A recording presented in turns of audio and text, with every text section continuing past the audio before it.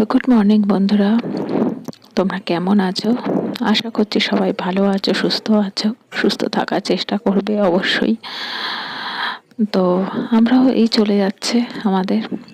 তো আজ হচ্ছে 27শে ডিসেম্বর, শনিবার। মর্নিং থেকে আমি ব্লগটা শুরু করলাম। তো এখন মোটামুটি 9টা বাজতে যায়। তো ঘরের সমস্ত মোটামুটি যা কাজকর্ম হয়ে গেছে। আর প্রচণ্ড পরিমাণে ঠান্ডা পড়েছে, সত্যি ঠান্ডাটা নিতে পারছি না। এমনি আমি ঠান্ডা মানে শীতকাল আমার ঠিক পছন্দের কাল না। তো এই বছরে যা ঠান্ডা পড়েছে মানে খুবই কষ্ট পাচ্ছি। মানে আমার প্রচণ্ড পেন হচ্ছে, কোমর টোমরে ব্যাক পেন হচ্ছে, তারপর হাতে টাতে খুব পেন হচ্ছে। আফটার প্রেগনেন্সির পর এটা একটু ফিল করছি, কিন্তু ঠান্ডা এতটা মানে এত বছরে বাদে যেন মানে খুবই বেশি পড়েছে এবছরে।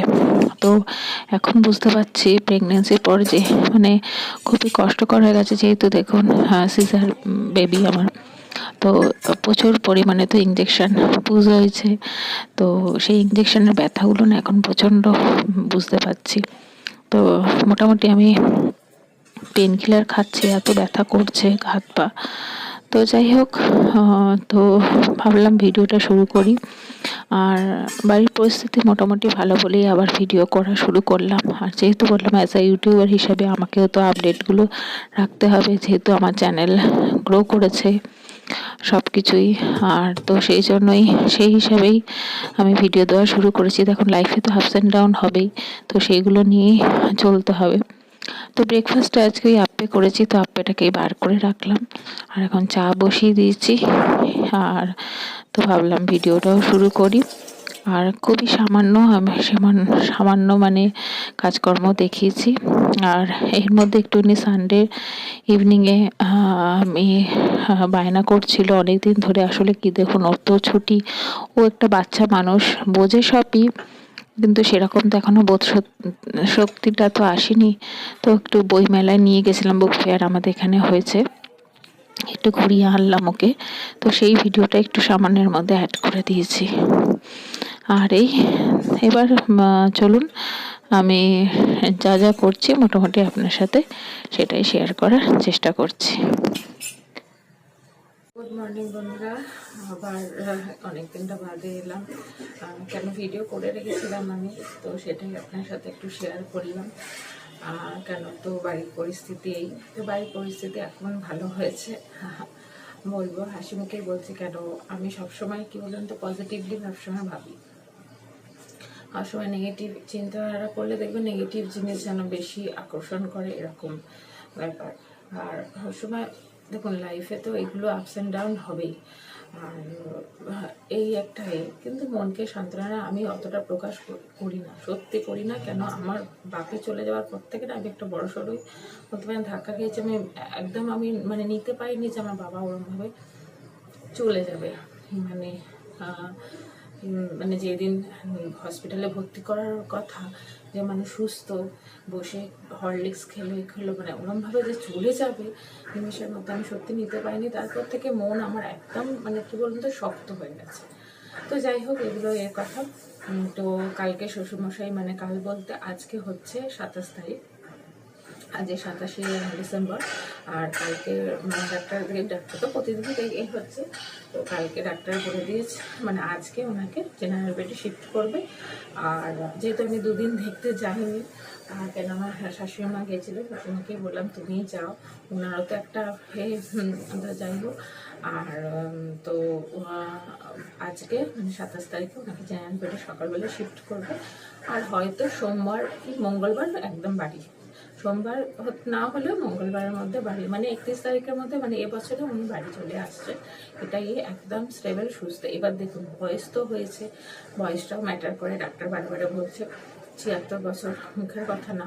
এবার ওনার যেহেতু হার্টের প্রবলেম প্রথম থেকেই আছে, তারপর সোডিয়াম কম, সব কিছু নিয়ে এবার নিউমোনিয়াটাও হয়ে গেল, নিয়ে একটা হয়ে গেছে, মারাত্মক লেভেল হয়ে গেছে। যখন 20 তারিখে ভর্তি করেছিলাম, 22 তারিখে সকালবেলা মানে খুবই ক্রিটিক্যাল অবস্থা হয়ে গেছিলো।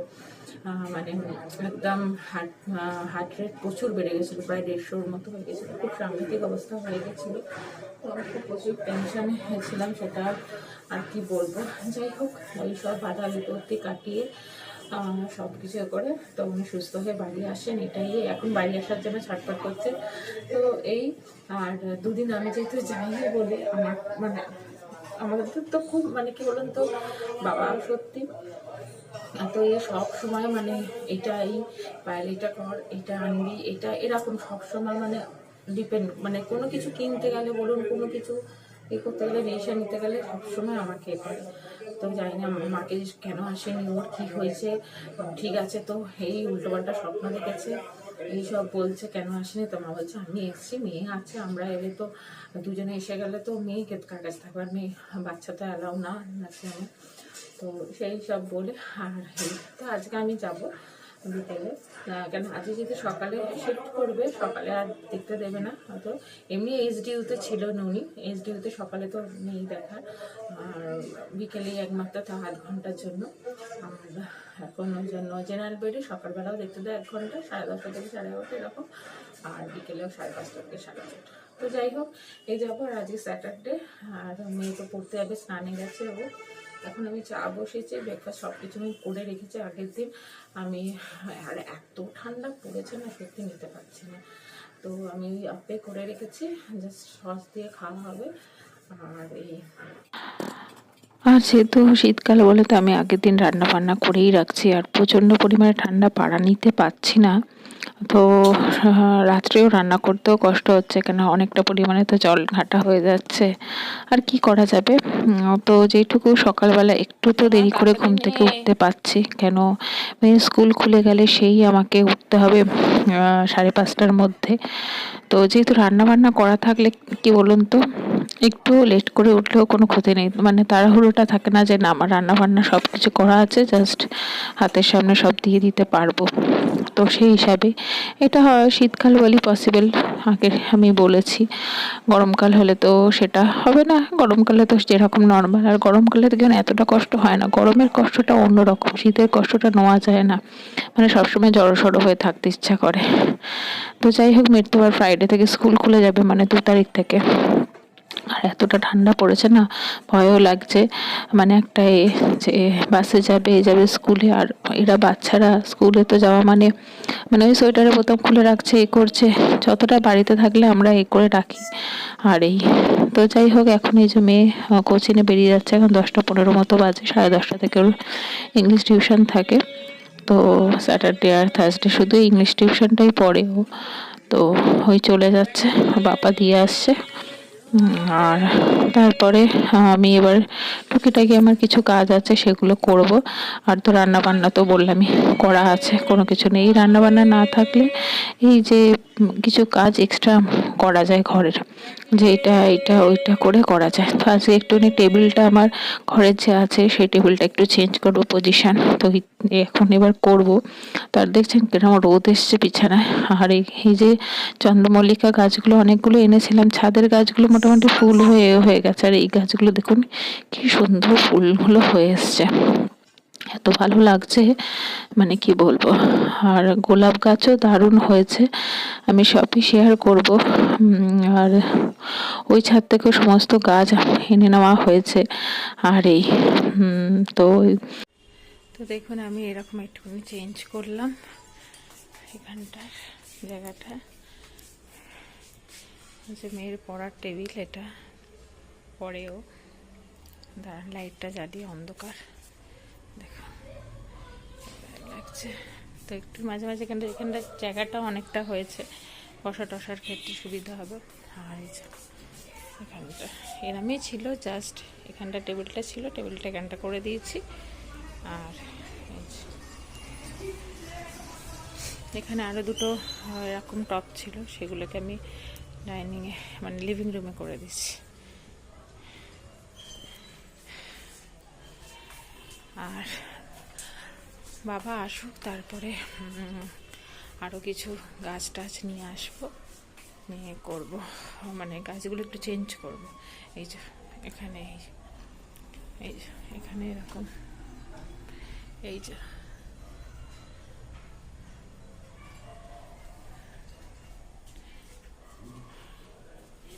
এখানটা এরকমভাবে রেখে দিচ্ছি। আর এই আর দেখুন লাঞ্চে চলুন কি করেছি আমি সেটা দেখতে, এখনো ভাত হয়নি, ভাত বসাবো কারণ এই 12:30 বাজে। মেয়েকে আনতে গেছে হাজব্যান্ড। এই যে পার্শে মাছের ঝাল মানে ঝোল বেগুন আলু দিয়ে করেছি, আর এদিকে হচ্ছে শিম পাতুরি বলতে পারেন, ওই সরষে দিয়ে ঝাল। ভাত আছে একটু, আর বেশি কিছু করিনি আর সেরকম এই হচ্ছে। আর দেখুন মেখলে মেখলে হয়ে গেছে অলরেডি। আর আমি স্নান করে এসেছি, গামছাটা নেবো এখন। এই তো ভাবলাম আপনার সাথে একটুখানি শেয়ার করি এই জায়গাটা কেমন লাগছে। মোটামুটি এরকম করেছি, মাঝে মধ্যে আমি চেঞ্জ করতে থাকি। তো এই তো গুড ইভিনিং বন্ধুরা, এখন ইভিনিং থেকে আবার ব্লগটাকে কন্টিনিউ করছি। তো এখন আজকে একটুখানি ঘরে এইগুলো একটু জ্বালাচ্ছি, তো এটা আমি করে থাকি। আর মেয়ে ওদিকে পড়ছে, তার সাথে সাথে একটু চিপসও খাচ্ছে। আমি গেছিলাম বাবাকে দেখতে, তো আসার সময় নিয়ে আসছি, বায়না করছিল, তো ঠিক আছে নিয়ে আসি। তো এসে আমি সমস্ত ফ্রেশ হয়ে তারপরে ঘরে এগুলো করছি। আজ গেছিলাম আমি দেখতে, তো উনি ভালো আছেন। সোমবার দিন ছুটি দিয়ে দেবেন, ডাক্তার লিখে দিয়েছে সোমবার দিন বিকেলে, নয় মঙ্গলবার। কেন ওনার যে ডোজটা চলছে সেটা এখনো পর্যন্ত মানে 10 দিনের পুরোই যে ইঞ্জেকশনটা দেয় নিউমোনিয়ার জন্য, জানেনই আপনারা হয়তো। তো সেটাই, তো যাই হোক উনিও ছটপট করছে বাড়িতে আসার জন্য, আর ভালো লাগছে না। মানে একটাই, আর আমাদের বাড়িতে এলে একটা নিশ্চিন্তে, যতই যাই হোক নার্সিংহোমে বা হসপিটালে থাকলে কোনো মানুষ সত্যি কারোরই ভালো লাগে না। তো উনি একদম একদম সুস্থ, সোডিয়াম লেভেলও ঠিকঠাক আছে, হার্টের এও ঠিকঠাক এখনো। আর এটাও নিউমোনিয়া যে ট্রিটমেন্ট হচ্ছে সেটাও একদম ঠিকঠাকের পর্যায়ে। তো এই ডাক্তার বলে দিলেন সোমবার বিকেলে, হয়তো মঙ্গলবার সকালে। তো ইচ্ছা আছে সোমবার বিকেলে হয়ে গেলে খুবই ভালো। তো একটা ডোজ আছে ইঞ্জেকশনে, সেটা দেবে হয়তো বিকেলবেলা, সেটা দেখার পর ওনাকে সেই হিসেবে ছাড়বে। তো একটা খুবই আনন্দের তো ভালো লাগছে এখন। আর কদিন না কি বলুন তো কাজকর্ম করছি করছি, মনটা ঠিক ভালো লাগছে না, মনে হচ্ছে না বাড়িটা কি ফাঁকা ফাঁকা। ওই বললাম আমাদের বাড়ির যে কোনো একটা পার্সন না থাকলে না খুব ফাঁকা ফাঁকা লাগে বাড়িটা।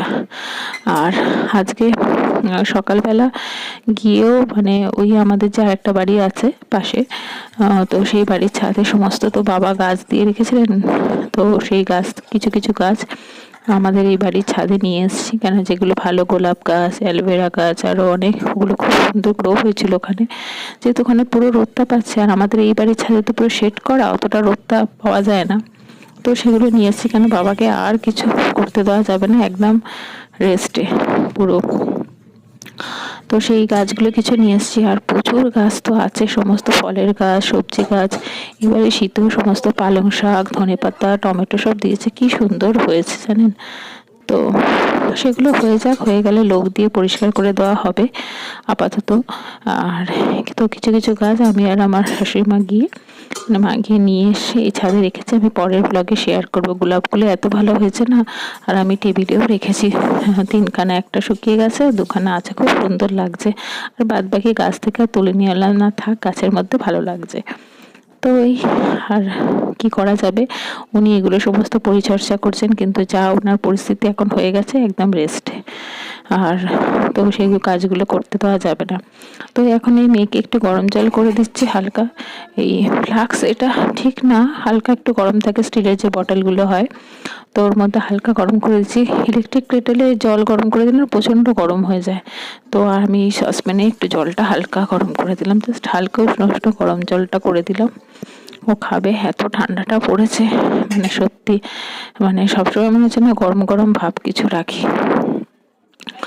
তো ওই আর ডিনারে বানাবো আজকে তরকার ডাল যেটা হয়, তো সেই তরকার ডালটা সিদ্ধ করে রেখেছি।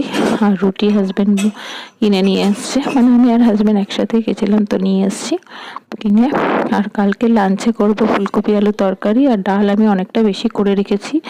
তো সেই ডাল আছে, মুসুর ডাল, ধনেপাতা, টমেটো দিয়ে করেছিলাম, ওটা আলাদা কাটিয়ে রেখে দিয়েছিলাম। আর হচ্ছে আমোদে মাছ ভাজবো। আর আজ এখনকারে না বেশি সবজি রান্না করছিও না, ওই অল্পের মধ্যে হয়ে যাচ্ছে। আর ব্রেকফাস্টে তো আজকে খেয়েছি বলেছিলাম। আর কালকে ব্রেকফাস্টে মানে আমরা রবিবার করে তো ওই পরোটা খাওয়া হয়, তো হাজব্যান্ড বললে পেটাই পরোটাই খাবে, আমাদের কচুরি আনা হবে, তো ওই খেয়ে নেওয়া হবে। তো সেই জন্য আর সানডের কিছু ব্রেকফাস্টে কিছু বানাইনি। তো এই হচ্ছে। আর তো এই অয়েল কন্টেনার অয়েলটা শেষ হয়ে গেছিলো, তো এটা আমার আমিষের থাকে, তো সেটা একটু ঢেলে নিলাম। আর এই দেখুন ফুলকপি আলুর তরকারি হয়ে গেছে, কড়াইশুঁটি ধনেপাতা এইসব দিয়ে করেছি। আর তরকা করেছি, তরকাতে খালি ডিম দিইনি, আর তো এমনি যেরকম নর্মাল তরকা হয় তো সেই করেছি। আর রুটি তো কিনে আনা হয়েছে, তো এই রুটি আছে। আর এই মাছটা ভাজবো, হলে রান্না কমপ্লিট হয়ে যাবে। আর তো ডাল তো আছে, করেই রেখেছি। আর এই নিয়ে আমি রান্নাঘর পরিষ্কার করে নিই, আর ঘরদোরে টুকিটাকি যেগুলো ক্লিনিংগুলো আছে তো সেগুলো করে নেবো। তাই বলছিলাম দেখুন, যে বাবাকে আমরা সঙ্গে সঙ্গে নার্সিংহোমে ভর্তি করে দিয়েছি, একটা ট্রিটমেন্ট সঙ্গে সঙ্গে শুরু হয়ে গেছে। তো আমাদের অনেকেই বলেছে যে ভালো করেছিস, সঙ্গে সঙ্গে ভর্তি করে দিয়েছিস, ট্রিটমেন্টটা শুরু হয়েছে, ফেলে রাখিনি। অনেকেই থাকে যে বৃদ্ধ মানুষ, যাই হোক ফেলে রাখবেন না, ট্রিটমেন্টটা শুরু করে দেবেন নার্সিংহোমে, যাই হোক হোক। আবার অনেকেই বলছে নার্সিংহোমে ভর্তি করেছিস, এত খরচ। দেখুন খরচ তো হবেই, তাহলে আর ইনকাম করছে কেন মানুষ? সে যাতে শেষ জীবনে না কিছু করতে পারে। তো যাই হোক, আমরা বাবাকে করিনি, ট্রিটমেন্ট শুরু করে দিয়েছিলাম বলে আজ বাবা সুস্থ হয়ে তাড়াতাড়ি বাড়ি ফিরছে। তাহলে চলুন, এর সাথে সাথে ভিডিও শেষ করছি। লাইক শেয়ার কমেন্ট করতে বলবেন না, ভালো লাগলে অবশ্যই। আপনারা ভালো থাকবেন, সুস্থ থাকবেন, সবাইকে ভালো রাখার চেষ্টা করবেন, আর সাবধানে থাকবেন।